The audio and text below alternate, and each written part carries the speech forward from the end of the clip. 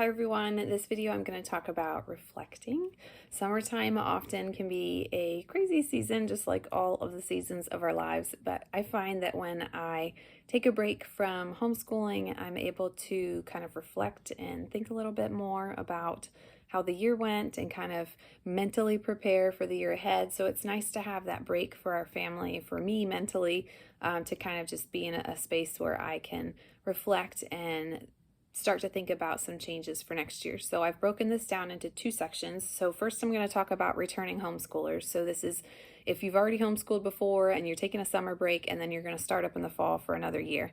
And then the second part of the video, I will talk to new homeschoolers, so someone who's never homeschooled before, my tips and things that I suggest you do over the summer to prepare and get ready for your very first year of homeschooling. So those of you returning homeschoolers, I would encourage you to think about the highs and the lows of your year. So what did you love and what needs improvement?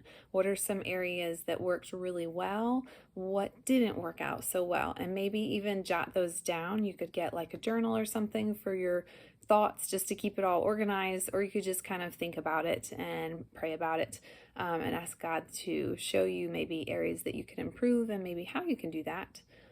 What areas of school do your kids enjoy? So what do they like to do? I know that for us, my little ones love all things school because they just love to be at the school table like they're big sissy learning. My oldest sometimes struggles with math, so I know that I have to make that a little bit more exciting, maybe put a little bit more thought into that than my reading lesson because she loves to read and she loves all things reading. So reading comes really natural to her, whereas math isn't really her favorite area, even though she does fine as far as performing with the math. She's just not really enjoying it. So think about what your kids really like to do. Do you have a child who's really artistic and likes to create things, likes to paint or do things outside? Maybe they like to work with their hands and they could go out in the garage and kind of fiddle out there with some wood. Just think about areas that you could really help build them up, something that they would really like to do so that it's not a fight about starting a lesson. They're actually excited to do it. Then another area I would encourage you to think about, and this is something that I've only started pretty relatively soon, like my daughter's 9 and I'm thinking, oh yeah, I probably should think about what gifts do I see in her, that her God-given gifts, like her God-given talents. So I would encourage you to just kind of look at your children and see the gifts and the talents that God has blessed them with already and see what you can do about that to help make that even better. So if they are very musical, maybe you could sign them up for some music lessons or get an instructor to help them to learn how to play an instrument. Or if they already know an instrument, maybe try a different instrument, something that you can get them excited about and just building up something that they already are great at, or if they're good at and you want them to be great at, just thinking about how you can improve what they already have.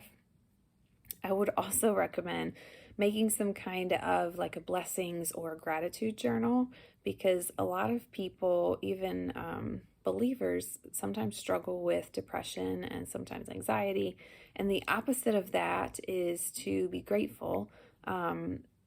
If you have a journal or somewhere where you can write all these things down, it just kind of helps to remind you of your blessings and maybe not focus so much on what you don't have or the sad parts of your life, but it'll help bring a little spot of joy in your midst, whether you're grieving loss of a loved one or if you're just going through a rough patch. Having something that you can read over can definitely help.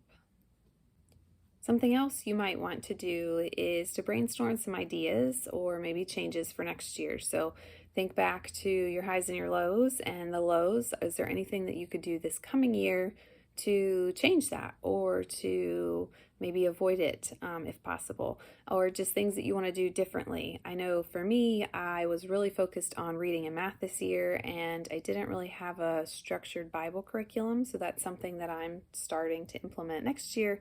I found a curriculum that I really like that's really simple to start off our morning, and I will be doing that next year, so that would be something different. Another thing, lastly, for returning homeschoolers is to kind of look at the goals that you set for your kids last year and see if there are any that they haven't met yet.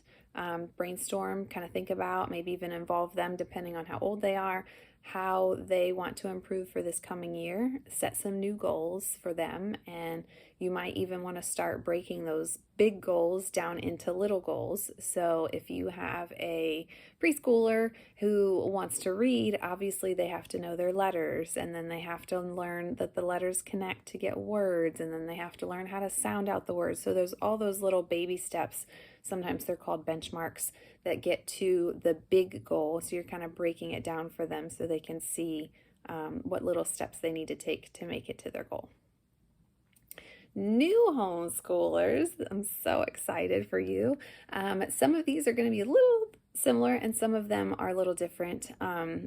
I would suggest starting out before you do anything else. Obviously pray about it, but create your why, and I will drop a link down in the description or the comments, why you want to homeschool in the first place. I call this your why. If you're in any kind of business, especially like a small business or you're self-employed, you probably have already heard this, but a why is just the reminder for yourself for when there are tough days, why you're doing what you're doing. And it's kind of like encouraging your future self, because there are going to be highs and lows. It is just like anything else. It's not always sunshine and rainbows. There's going to be hard days. There's going to be meltdowns. There's going to be lessons that blow up and just don't go the way that you wanted. There's going to be life that happens. So having this why written down is really going to help you to move past that rough patch or bad day or bad week or whatever it is. So writing that out, why you are homeschooling, it would just be a nice reminder for yourself. Just like the last section of the video, I think it's really important for you to think about the highs and the lows of your kids over the last year, wherever they were. Maybe they were in public school, maybe they were in private school, maybe they were in some kind of like co-op thing. Think about what was going well and what was not going well. I also would encourage you to think about where you see your kids thriving. Where are they doing really well? Do you have someone who is really interested in photography, or do you have a child who is really in tune with nature? All of those areas are not really in your traditional school setting going to be encouraged, but as a homeschooling parent, you can really tap into their interests and really tailor things to what they want to do. Something as simple as like taking them to like a professional photographer and having them like shadow them for the day, obviously if they're older, or maybe just going outside and incorporating more of nature into your lessons. So if you're doing a math lesson, you can use things in nature to work with the numbers as far as counting and whatever and grouping. Maybe you're doing division and you want to divide rocks or snails or whatever. You can just incorporate what you're doing and kind of tailor it to them. So that's just something to start thinking about over the summer. Do not be like me and bite off way more than you can chew and then crash and burn. Start small and slow and try and baby step your way in. Maybe incorporate a couple fun activities throughout the week. Don't feel like you have to do something super engaging and super fantastic every single moment of the day, or you're going to burn yourself out. Where do you see your kids struggling is another area that you need to think about, kind of reflect on. Again, if they were in public school, it will be different for homeschooling, but there may be some things that still are there as far as where they're struggling. There may be holes in their learning process that you're going to have to fill in, because even your best teacher in a classroom of 25, 30 kids is only able to do so much. Do you see them struggling with number sense? Do you see them struggling with sounding out unknown words? Those are all areas to pay attention to and kind of make some mental notes that when you get to that point in your instruction with them, that you're going to have some additional resources to help them or some different ideas to help them in those areas. I would also recommend a gratitude journal, something that you can write down all your blessings, involve your kids, make it be part of your bedtime routine where you write down in your gratitude journal, talk about it at breakfast, any kind of way to just keep it front of mind. It will just help you stay positive and help your kids look for the little things in life that can bring them joy. My girls get super excited when they see a ladybug, and it like makes their day. So it can be something super simple, or it can be something really important like having a shelter and having food on the table. But it's nice to actually write that out and talk to your kids about all the blessings that we have, so we don't take things for granted. And then probably another very overwhelming but very important task for you this summer is to start to research and look into different curriculum options. There are so many options, and there are so many different styles and ways of homeschooling. I do have some videos on that I can link in the description below, but I would just start simple. Depending on the ages of your kids, you probably only need to start with reading and math. And then once you get that nailed down and you're comfortable and confident in that, then you can start adding other subjects and extracurricular fun things. But really get a solid reading and math foundation down for them, and then the others can kind of build onto that. And you can incorporate science and social studies into reading pretty easily. So start to read the different reviews and things, go on the mom groups, and figure out what curriculum works best for your family. I personally love The Good and the Beautiful because of the beauty that's in the books and just the whole way that they tell a story, and it's just neat to see. That is not my Bible curriculum, so I don't rely on that, but there are some smatterings of biblical morals and mention of God. It's not real heavy on Bible, but it is kind of sprinkled throughout.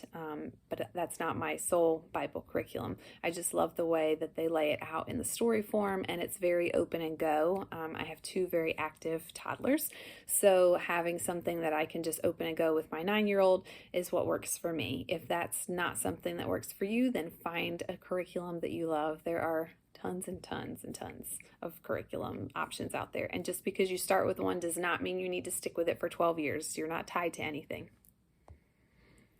So I would also recommend setting goals for each kid. Sit down and think about where you want them to be at the end of the year and write out those goals. You can kind of keep yourself focused, and if they're old enough to understand, they can be a part of that process, and it just kind of keeps them on task. I hope that was helpful. If you have any ideas that I missed, please comment below, and I will see you in the next video.